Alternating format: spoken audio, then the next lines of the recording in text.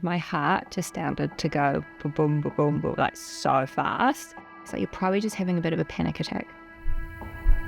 It felt like a cramp in your foot when you're swimming. When you swim too long, you're like, there's agony.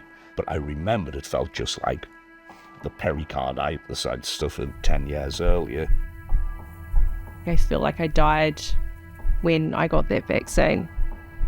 That's how it feels.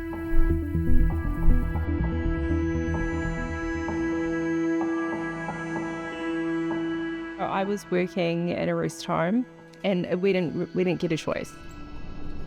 It was like immediate. I started to get stabbing pain on the left side of my chest. My daughter rushed me to the emergency department and the doctor there said to me that I was the fourth person in that day. And that's when I was like, but I thought that this was all safe and effective. And you could draw a line straight down the middle of my body and this whole side was just tingly and weak. I thought, wow, am I having a stroke? And that afternoon, everything just became heavy. It's like life become overcast. He had the Pfizer vaccine and then he was thundering down the road in a 56-tonne truck, double trailer. And it started getting really aggressive. I could feel my heartbeat in my throat and out my chest. And they took him to Ashburton Hospital.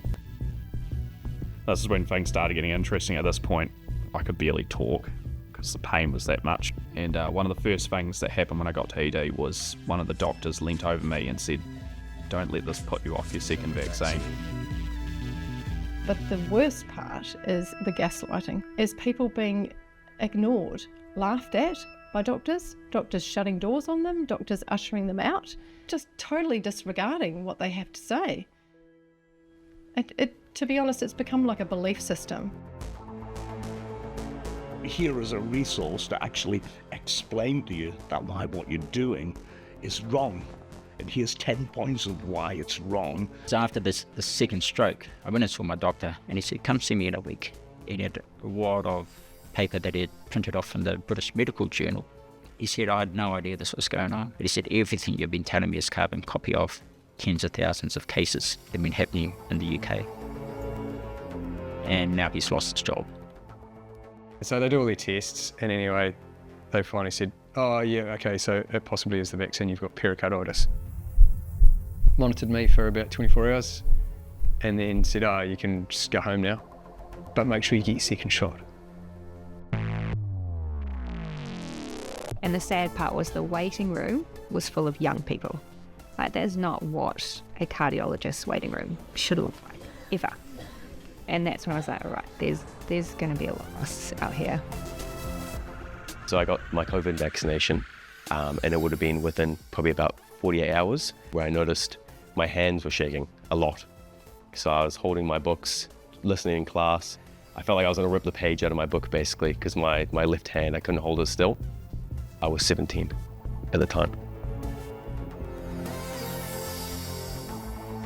They know there are many of us out here that are really suffering. They know they're culpable for that.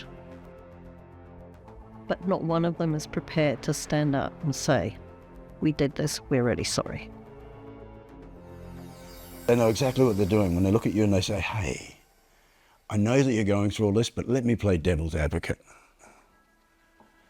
2 words that I've come to hate. Just terrified to go to sleep every day. Just worried, am I going to wake up?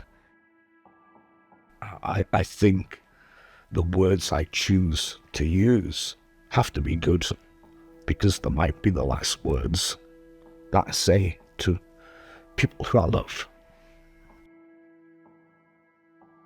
I'm really proud of myself for saying what I've said today because the reality is my body's fucked.